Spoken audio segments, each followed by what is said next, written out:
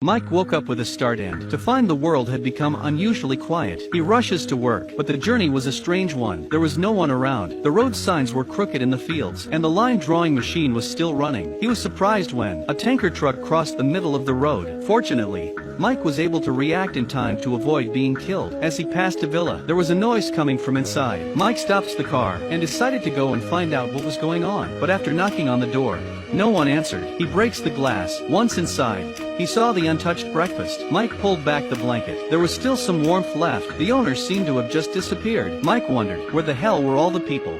He drove back to the city's usual busy streets. Today there was not a soul in sight. There was no one at the scene of the smoke. As he got closer, he saw that. It turns out that a plane crash has caused the disaster. The more Mike sees it, the more he thinks it's something. So Mike immediately drove to the office. He called the global phone, but there was still no answer. It was then that he realized that he might be the only one left in the world. To find out the truth, he started investigating every laboratory, opening a door. Mike was delighted to see a colleague. Turning his chair around, the colleague had been electrocuted and turned into a sultana. Next, Mike rushed to the radio station and recorded a missing person announcement, played it on a 24-hour loop. He left his phone number and address on a prominent billboard. It was hoped that other survivors could be found. For the rest of the day, he drove around the city in a police car shouting and making noise late at night. He tried to attract attention, but 10 days passed and not a single living soul appeared. Mike gave up the search for humans, so he took off. He moved straight into the mansion, decorating the bathroom with world-famous paintings. The whole world is his now anyway. Mike gets up in the morning and breaks an egg into an empty glass. Then he pours in $1 million worth of champagne. That's his daily breakfast. When he's bored, he drives his car straight into the mall. He picks the locks on the doors with a drill. He picks up any suit he wants. Michelin snacks at his fingertips. He drives around in his train. Such an arrogant man. Is no one going to do anything about it?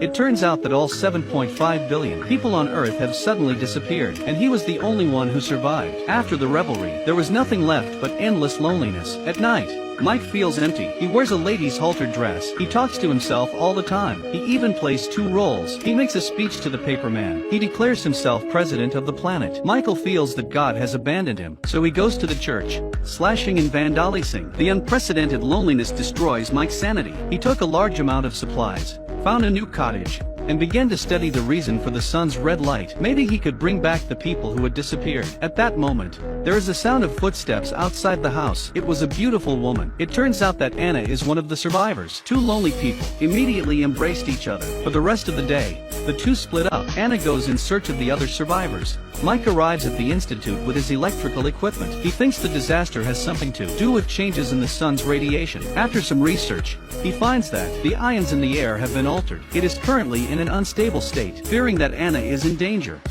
he decides to rejoin her, but a van is in his way. Mike took one step towards the van. He slammed the door open. The cab was empty. Suddenly a man gets out of the van. It turns out that Pete is also a survivor. The three men meet and embrace each other. In front of the campfire, they talked about what they had seen and heard before and after the disaster. Pete said that he was being held underwater by his enemies and he was almost dead. Suddenly there was a flash of red light, and he woke up. Anna, on the other hand, was unintentionally electrocuted while blow-drying her hair. The red light then appeared. She woke up and found herself alive. Mike, on the other hand, had taken a lot of sleeping pills the night before. The three of them are very much alike. Mike realized instantly that they were all on the verge of death. It was a fluke that they hadn't disappeared. At that moment, the sun is moving again. A disaster is about to strike. The Earth suddenly loses its gravity. The three people who had just been together were instantly sucked into a different dimension. A few seconds later, gravity returned to normal. It turned out that the institute where Mike was had placed a large number of power grids in the sky, intended to replace gas stations to recharge the aircraft, but accidentally affected the fluctuations of the sun. The disaster was caused by the sun's fluctuations, and as the sun's jitters have become more intense recently, Mike speculates that the disaster would soon be repeated. Pete said, since the disaster was caused by a cascade of power grids, if we destroy the institute, wouldn't that stop the disaster from happening? Mike and Anna thought it made sense too. The three of them immediately loaded up a truckload of explosives and prepared to blow up the institute. Mike saw Old Man and Anna talking and laughing. He was jealous. I met Anna first. How did you get there first? So he had other ideas in mind. In the evening, the three of them arrived near the institute. At that moment, the car alarm went off. It turned out that the place was full of super radiation. If they continued to drive on, The explosives in the car could be detonated. The three men had to get out of the car and check on foot. They found that the grid was still in operation. Mike decided to go back and modify the truck and install a remote control and let it drive itself into the institute. Anna offers to go with him, but Mike refuses. She has to follow Pete up to the tower. The two of them fall in love. When the two of them come back to their senses, Mike wasn't modifying the truck. Instead, they drive straight into the institute with the explosives in tow. At the critical moment, the wheels of the truck suddenly sink into the ground. Mike had to detonate the explosives in place. A bizarre red glow reappears. Mike wakes up again. Here is a beach. In the distance there is the beautiful planet Saturn. It turns out that blowing up the institute didn't stop the disaster. Instead,